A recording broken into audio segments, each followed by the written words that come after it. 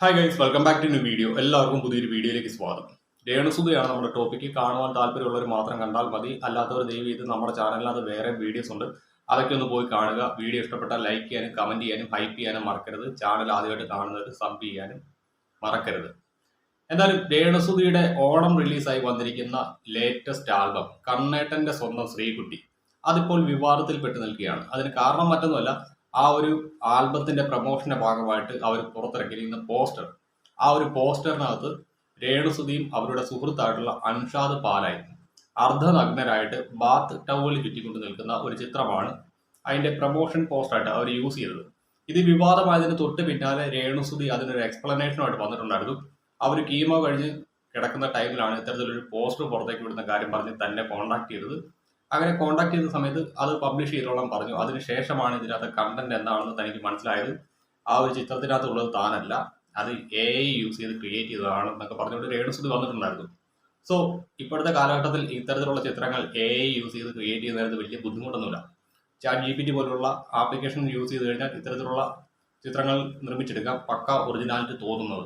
അതുകൊണ്ട് തന്നെ രേണുസുധി പറഞ്ഞതിനകത്ത് കാര്യമുണ്ട് എന്ന് ഞാൻ വിശ്വസിക്കുന്നു. പക്ഷെ രേണു മനസ്സിലാക്കേണ്ട ഒരു കാര്യമുണ്ട്. അൻഷാദ് പാല മാത്രമല്ല ഇത്തരത്തിൽ നിങ്ങളെ ദുരുപയോഗപ്പെടുത്തിയത്. അൻഷാദ് പാല നിങ്ങളുടെ ഒരു AI ചിത്രം മാത്രമേ ക്രിയേറ്റ് ചെയ്തിട്ടുള്ളൂ. പക്ഷെ നിങ്ങളെ ഉപയോഗിച്ചുകൊണ്ട് ഇല്ലാത്ത രംഗങ്ങൾ ആൽബത്തിൻ്റെതെന്ന പേരിൽ ചിത്രീകരിച്ച് അത് പുറത്തുവിട്ട് പ്രമോഷൻ നടത്തി ആൽബംസും ഷോർട്ട് ഫിലിംസും ഒക്കെ ഹിറ്റാക്കിയ പല സംവിധായകരുമുണ്ട് നമ്മുടെ കേരളത്തിൽ. അതിൽ പലരും നിങ്ങളുടെ സുഹൃത്തുക്കളാണ്, നിങ്ങളുടെ സഹോദരിമാരാണ്. എന്തായാലും അങ്ങനെയുള്ള ആളുകളുടെ കൂട്ടത്തിൽ നിങ്ങളുടെ മറ്റൊരു സുഹൃത്തും കൂടെ നിങ്ങളെ ചതിച്ചു എന്ന് നിങ്ങൾ കരുതിയാൽ മതി. അത് മാത്രമേ എനിക്ക് ഈ ഒരു വിഷയത്തിനകത്ത് പറയാനുള്ളൂ. എന്തായാലും രേണുസുധിയുടെ ലേറ്റസ്റ്റ് ആയിട്ടുള്ള 2 ഇന്റർവ്യൂസ്, അതാണ് നമ്മുടെ ടോപ്പിക്ക്. നമുക്ക് എന്തായാലും തുടങ്ങാം. രേണുസുധി പോകുന്നത് അങ്ങനെയാണ് പൈസ ഉണ്ടാക്കുന്നത്. രേണുസുധി അല്ലല്ലോ സസ്പെൻഷൻ ആദ്യം തുടങ്ങിയത്. രേണുസുധി മാത്രമേ ഉള്ളൂ സസ്പെൻഷൻ തുടങ്ങി. എനിക്കൊന്ന് ഞാൻ സസ്പെൻഷൻ തുടങ്ങിയപ്പോഴാണ് സസ്പെൻഷൻ എന്താന്നുള്ളൊരു സംഭവം ഇങ്ങനെ പിന്നെ ആദ്യം ഒരു ഇച്ചിരി ആൾക്കാർക്ക് അറിയുന്നുണ്ടായിരുന്നു. കുറച്ചുകൂടി സബ്സ്ക്രിപ്ഷൻ ഇങ്ങനെ പറയാൻ തുടങ്ങി. എന്റെ സബ്സ്ക്രിപ്ഷൻ ആരും ചെയ്യേണ്ട കാര്യമില്ലായിരുന്നു, എല്ലാം പുറത്തായിരുന്നു. സ്ക്രീൻഷോട്ട് എടുക്കുക, അത് പുറത്തു വിടുക, ബ്ലോഗർ വരാം. അപ്പൊ അത് വലിയ സംഭവമല്ലേ? രേണുസുധിയുടെ വീഡിയോ ലീക്കായെന്നൊക്കെ പറഞ്ഞായിരുന്നു. ഒരു ലിപ്പിന്റെ ഒരു വീഡിയോ ഉണ്ടായിരുന്നു. അത് ഒരുപാട് പേര് ഷെയർ ചെയ്തിട്ടുണ്ടായിരുന്നു. കണ്ടോ രേണുസുധി കാണിക്കുന്നത് കണ്ടോ എന്നുള്ള രീതിയിലൊക്കെ. ഇതെപ്പോഴെങ്കിലും ചേച്ചിക്ക് വിനയായിട്ട് വരും എന്നുള്ളത് ചേച്ചി എപ്പോഴെങ്കിലും? ഞാൻ പറയട്ടെ, ഇത് തുടങ്ങിയപ്പോ തന്നെ എനിക്കറിയാലോ, ഇത് സസ്പെൻഷൻ തുടങ്ങിയപ്പോ തന്നെ എനിക്കറിയാലോ ഇങ്ങനെയൊക്കെ തന്നെ വരും. അടിവസ്ത്രം ഇട്ടുകൊണ്ട് മീൻ വെട്ടുന്ന അവർക്ക് ലൈക്ക്. ഞാൻ അവരെ കുറ്റപ്പെടുത്തല്ല, അവർക്ക് ഇഷ്ടമായിക്കോട്ടെ, അവരെ തുണി കൊടുക്കുവോ തുണി കൊടുക്കാതെ മീൻ വെട്ടുന്നത് കണ്ടിട്ടുണ്ടോ? അങ്ങനെയല്ല, നമ്മൾ സ്ക്രോൾ ചെയ്യുമ്പോൾ നമുക്കറിയാം. അടിവസ്ത്രം ഇട്ട് മീൻ വെട്ടുന്നവർക്ക് ചേച്ചി അക്ക ഉയിര്, അല്ലെങ്കിൽ ചേച്ചി മറ്റേത് മറിച്ചത്, അവർക്ക് ലൈക്കും ലവും. രേണുസുധി നാക്ക് ഇങ്ങനെ വെച്ചേര്. രേണുസുധിക്ക് ഇതാന്ന് എനിക്ക് അറിയാമായിരുന്നു, അറിഞ്ഞിട്ട് തന്നെയാണ്. ഇതിനകത്ത് സബ്സ്ക്രിപ്ഷൻ എന്ന് പറയുന്ന കാര്യം തെറ്റാണെന്ന് ഞങ്ങൾ ആരും പറഞ്ഞില്ല. സബ്സ്ക്രിപ്ഷൻ വഴി നല്ല നല്ല കണ്ടന്റുകൾ പ്രൊവൈഡ് ചെയ്യാം. പക്ഷേ സബ്സ്ക്രിപ്ഷൻ എന്ന പേരിൽ അപരാധങ്ങൾ പ്രൊവൈഡ് ചെയ്യുമ്പോഴാണ് ഞങ്ങളെപ്പോലുള്ള ആളുകൾ എതിർത്തത്. പിന്നെ ഈ അടിവസ്ത്രം മാത്രം ഇട്ടുകൊണ്ട് മീൻ വെട്ടുന്നതൊക്കെ കാണിക്കുന്ന ആ ഒരു പ്രസ്തുത ഇൻഫ്ലുവൻസർ അല്ലെങ്കിൽ കണ്ടന്റ് ക്രിയേറ്റർ അവരാരാണെന്ന് വ്യക്തമായിട്ട് ഞങ്ങൾക്ക് എല്ലാവർക്കും അറിയാം. അതെല്ലാം എടുത്തു വെച്ചിട്ടുണ്ട്. സമയം പോലെ തന്നെ എടുത്ത് അതും ഞങ്ങൾ പബ്ലിഷ് ചെയ്യുന്നതായിരിക്കും. ഞാനും ആ റീലുകൾ പലപ്പോഴും കണ്ടിട്ടുള്ളതാണ്. അതെടുത്ത് വെച്ചിട്ടുമുണ്ട്. കാരണം മറ്റൊന്നുമല്ല, നമ്മൾ അത്തരത്തിലുള്ള കണ്ടന്റ് എടുത്തുകൊണ്ട് വരുമ്പോഴത്തേക്ക് കുറേയധികം ആളുകൾ നമ്മളെ വിമർശിക്കാനുണ്ട്. അതുകൊണ്ട് തന്നെ അതൊന്ന് ഒതുക്കി വെച്ചതാണ്. പക്ഷേ വരും ദിവസങ്ങളിൽ അത്തരത്തിലുള്ള പല കാര്യങ്ങളും എടുത്ത് ഞങ്ങൾ പുറത്തോട്ടിടും. കാരണം ഇത്തരത്തിലുള്ള അപരാധങ്ങൾ വെച്ച് ഉറപ്പിക്കേണ്ട പറ്റില്ല. പിന്നെ സബ്സ്ക്രിപ്ഷൻ എന്ന് പറഞ്ഞാൽ തുണി അഴിക്കലല്ല, പകരം നല്ല നല്ല കണ്ടന്റുകൾ പ്രൊവൈഡ് ചെയ്യാം. നിങ്ങളൊരു ചിത്രകാരനാണെങ്കിൽ നിങ്ങൾ വരയ്ക്കുന്ന നല്ലൊരു ചിത്രം അത് നിങ്ങൾക്ക് ഈ സബ്സ്ക്രിപ്ഷൻ വഴി ആളുകളെ കാണിക്കാം. നിങ്ങളൊരു കവിയാണെങ്കിൽ നിങ്ങളുടെ പുതിയ കവിത നിങ്ങളുടെ ഓഡിയൻസിന് വേണ്ടിയിട്ട് നിങ്ങൾക്ക് പ്രൊവൈഡ് ചെയ്യാം. നിങ്ങളൊരു പാട്ടുകാരനാണെങ്കിൽ നിങ്ങൾ പാടുന്ന ഒരു പാട്ട്. അതുമല്ല, ഞാനിപ്പോൾ റിയാക്ഷൻ ബ്ലോഗറാണ്.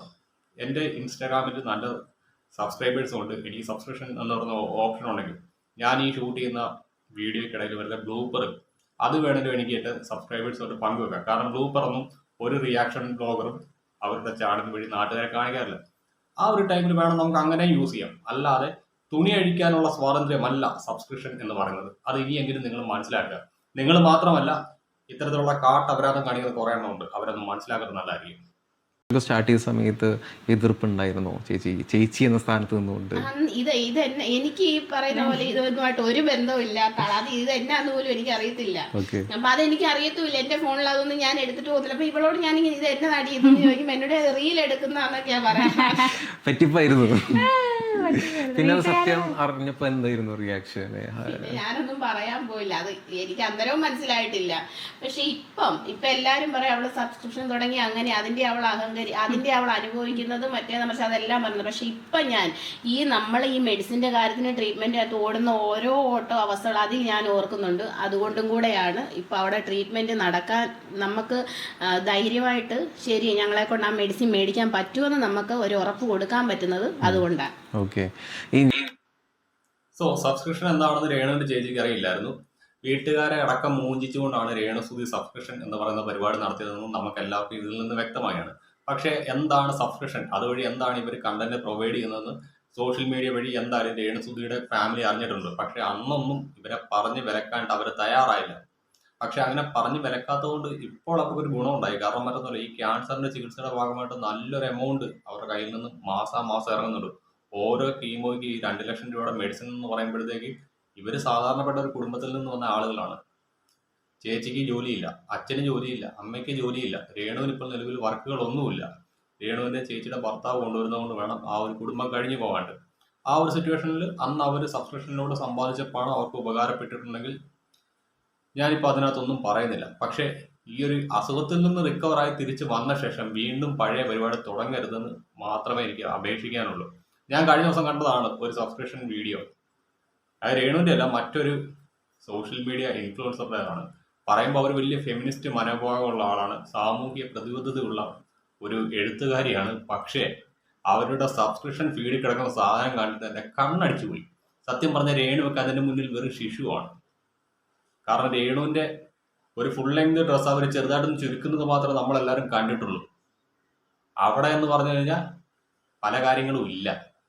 ഇനിയിപ്പോൾ ഉണ്ടോ എന്ന് ചോദിച്ചു കഴിഞ്ഞാൽ വെറും അടിവസ്ത്രം മാത്രം ധരിച്ചുകൊണ്ടുള്ള ഫോട്ടോസ് വരെ അവരുടെ സബ്സ്ക്രിപ്ഷൻ ഫീഡിനകത്ത് കിടപ്പുണ്ട്. അത്തരത്തിലുള്ള കണ്ടന്റ് പ്രൊവൈഡ് ചെയ്യുന്ന ധാരാളം ആളുകളുണ്ട്. അത്തരത്തിലുള്ള ആളുകളെ കുറിച്ചുള്ള ഡീറ്റെയിൽസ് ഒക്കെ അധികം വൈകാതെ ഞങ്ങൾ പുറത്തോട്ട് കൊണ്ടുവരുന്നതായിരിക്കും. പക്ഷെ അതിനകത്ത് ഒരു റിസ്ക് ഉണ്ട്. പല കണ്ടന്റുകൾ നമ്മൾ എടുത്തുകൊണ്ട് വന്നിട്ട് നമ്മുടെ ചാനൽ പഠിച്ചു പോകും. കള്ളബില്ല് കാണിച്ചിട്ട് പറ്റിച്ചു എന്ന് പറഞ്ഞിട്ട് ചേച്ചിയുടെ ഒരു ഫോട്ടോ ഒക്കെ വെച്ചിട്ട് ഒരു വീഡിയോ വന്നിട്ടുണ്ടായിരുന്നു. അപ്പൊ അതിന്റെ തംബ്നെയിലും ഒക്കെ ഇങ്ങനെ ഭയങ്കരമായിട്ട് സ്പ്രെഡ് ചെയ്ത് പോകുന്നുണ്ടായിരുന്നു. എല്ലാരും തംബ്നെയിൽ കണ്ടിട്ടാ നോക്കുന്നത്. അപ്പൊ ഇതിനകത്ത് എന്തോ ഉണ്ട് എന്നുള്ള രീതിയിലാണ് ആളുകൾ പറയുന്നത്. ആ ഒരു വിഷയം ശ്രദ്ധയിൽപ്പെട്ടിട്ടുണ്ടായിരുന്നു? ശ്രദ്ധയിലൊക്കെ പെട്ടിരിക്കുന്നവർ ശ്രദ്ധയിൽപ്പെട്ടിട്ട് എന്നാ കാര്യം, എല്ലാം പെട്ട്.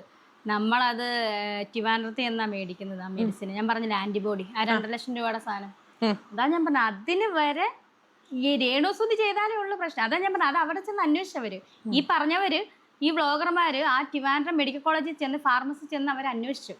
അപ്പോഴാണ് സത്യം ബോധ്യപ്പെട്ടത്. എന്ത് ചെയ്യാനാ, നമ്മൾ എത്രത്തോളം സത്യങ്ങൾ പറഞ്ഞാലും ഇതിനകത്ത് നെഗറ്റീവ് കാണുന്നവരേ ഉള്ളൂ. അവർക്ക് റീച്ചാണ് വേണ്ടത്. വളർത്തുമകൻ വരെ നെഗറ്റീവ് അടിച്ചല്ലേ റീച്ച് ആയത്. പിന്നെ അവരെ പറഞ്ഞിട്ട് എന്ത് കാര്യം? നല്ലത് പറഞ്ഞാൽ അവൻ റീച്ച് ആകത്തില്ല. അപ്പൊ അമ്മേനെ 2 നെഗറ്റീവ് പറയാം. ഇപ്പോ ബിഷപ്പാണെങ്കിലും അദ്ദേഹം ആ ഒരു സമയം രേണുസുതിയുടെ മരുന്നുമായി ബന്ധപ്പെട്ട വിവാദം, ഇത് കഴിഞ്ഞ ഒരു വീഡിയോക്കകത്ത് ഞാൻ പറഞ്ഞതാണ്. Master mind Manu, Dev D കോഴ്സിലെ ദേവ്, ഇവർ രണ്ടുപേരുമാണ് ആ ഒരു ഫാർമസിയിൽ പോയി ഇത് അന്വേഷിച്ചത്. രേണു, നിങ്ങളെക്കുറിച്ചുള്ള കാര്യങ്ങൾ പുറത്തേക്ക് വരുമ്പോൾ പല ആളുകളും വിശ്വസിക്കാത്തതിന് ഒരു കാരണമുണ്ട്. കാരണം നിങ്ങൾ പല കാര്യങ്ങളും പലപ്പോഴായിട്ട് മാറ്റി പറയാറുണ്ട്. ഇപ്പോൾ ഒരു ഉദാഹരണം, നിങ്ങളുടെ ക്യാൻസറിനെ കുറിച്ച് പറയുകയാണെങ്കിൽ, നിങ്ങൾക്ക് ക്യാൻസർ ആണ് എന്നൊരു വാർത്ത പുറത്തേക്ക് വന്നതിന് തൊട്ട് പിന്നാലെ നിങ്ങളൊരു ഇന്റർവ്യൂ നൽകി. ആ ഒരു ഇന്റർവ്യൂവിനകത്ത് നിങ്ങൾ പറഞ്ഞു, എനിക്ക് അങ്ങനെ ഒരു അസുഖമുണ്ടെങ്കിൽ ഞാൻ വന്ന് പറയും, എനിക്ക് അങ്ങനെ ഒരു അസുഖമില്ല, ഇങ്ങനെ തന്നെ തേജോവധം ചെയ്യല്ലെന്നൊക്കെ പറഞ്ഞുകൊണ്ട് നിങ്ങൾ ഒരു ഇന്റർവ്യൂ കൊടുത്തു. അതുകൂടാതെ നിങ്ങൾ പലപ്പോഴും പല കാര്യങ്ങളും പറഞ്ഞിട്ടുണ്ട്. നിങ്ങൾ പല കാര്യങ്ങളും ഒരു തരത്തിലും അംഗീകരിക്കേണ്ട തയ്യാറാകത്തില്ല, നിങ്ങളെക്കുറിച്ച് പറയുന്ന കാര്യങ്ങൾ. അതിനുശേഷം നിങ്ങൾ തന്നെ വന്നുവെച്ചാൽ അതെല്ലാം മാറ്റി പറയും. ഈ ഒരു ക്യാൻസർ എന്ന് പറയുന്ന അസുഖം നിങ്ങൾക്ക് ഇല്ല എന്ന് നിങ്ങൾ പറഞ്ഞുകൊണ്ടിരുന്നതിന്റെ 2 ദിവസത്തിന് ശേഷമാണ് നിങ്ങളുടെ ഒരു ഇന്റർവ്യൂ വരുന്നത്, നിങ്ങൾക്ക് ക്യാൻസർ ആണ്. അങ്ങനെ വരുമ്പോൾ ആരും വിശ്വസിക്കത്തില്ല. പിന്നെ മാസ്റ്റർ മൈൻഡ് മനുവും ദേവ് ഡി കോഴ്സും ചെയ്തതിനകത്ത് ഒരു തെറ്റും ഞാൻ പറഞ്ഞില്ല. കാരണം നിങ്ങളുടെ ആ ഒരു മരുന്നുമായി ബന്ധപ്പെട്ട വിവാദങ്ങൾ ഉണ്ടായ ടൈമിൽ അത് വെച്ചുകൊണ്ട് നിങ്ങളെല്ലാവരും എടുത്തിട്ട് അലക്കിക്കൊണ്ടിരുന്ന ടൈമിലാണ് ദേവും ഈ പറഞ്ഞ മാസ്റ്റർ മൈൻഡ് മനുവും ഈ പറഞ്ഞ ഫാർമസിയിൽ ചെല്ലുന്നത്, ഈ ഒരു മരുന്നിന്റെ സത്യാവസ്ഥ എന്താണെന്ന് പബ്ലിക്കിനെ ബോധ്യപ്പെടുത്തിയത്. ആ ഒരു മരുന്നിന് ഇത്ര റേറ്റ് ആവും എന്നൊക്കെ കൃത്യമായിട്ട് ഈ പൊതുസമൂഹത്തെ അറിയിച്ചത് മാസ്റ്റർ മൈൻഡ് മനുവും ദേവ് ഡീകോഡ്സുമാണ്. അല്ലാതെ മറ്റാര് കൊണ്ടുവന്നാലും അന്ന് അത് ആരും വിശ്വസിക്കില്ലായിരുന്നു. കാരണം മാസ്റ്റർ മൈൻഡ് മനു എന്ന് പറഞ്ഞ ചാനലിലൂടെ നിങ്ങളുടെ സബ്സ്ക്രിപ്ഷൻ വീഡിയോസ് ഉൾപ്പെടെ ലീക്ക് ഔട്ട് ചെയ്ത് പുറത്തേക്ക് വന്നതാണ്. അതുകൊണ്ട് തന്നെ നിങ്ങളുടെ PR എടുത്തുകൊണ്ട് ഒരിക്കലും മനു വരുമെന്ന് ഈ പൊതുജനം വിശ്വസിക്കില്ല. ആര് പറഞ്ഞാലും വിശ്വസിക്കില്ല. അങ്ങനെയുള്ള സിറ്റുവേഷനിൽ മനു നിങ്ങൾക്ക് ചെയ്ത ഏറ്റവും വലിയ ഉപകാരമാണ് നിങ്ങളുടെ മരുന്നിന്റെ യഥാർത്ഥ വില എന്താണെന്ന് ഈ പൊതുജനത്തെ അറിയിച്ചത്. സോ ഈ ഒരു ഇന്റർവ്യൂവിനെ കുറിച്ച് എനിക്ക് അധികം ഒന്നും സംസാരിക്കാനില്ല. നമ്മൾ പറഞ്ഞു മടുത്ത കാര്യങ്ങൾ തന്നെയാണ് രേണുവിന്റെ ഓരോ ഇന്റർവ്യൂസിനകത്തോടും പുറത്തോട്ട് വരുന്നത്. പിന്നെ ഇടയ്ക്കും പഴയ്ക്കും മാറി മാറി മാറി ഓരോ കഥാപാത്രങ്ങൾ വരുന്നതെന്ന് മാത്രമേ ഉള്ളൂ. മെയിൻ ടോപ്പിക് എന്ന് പറഞ്ഞാൽ ഷെഫീന ബീവി, ഗിച്ചു, അതുല്, പിന്നെ ഇടയ്ക്ക് ഈ പറയുന്ന മനു കയറി വരുന്നുണ്ട്. അതേപോലെ തന്നെ ദേവ് ഡീകോഡ്സ് വരുന്നുണ്ട്.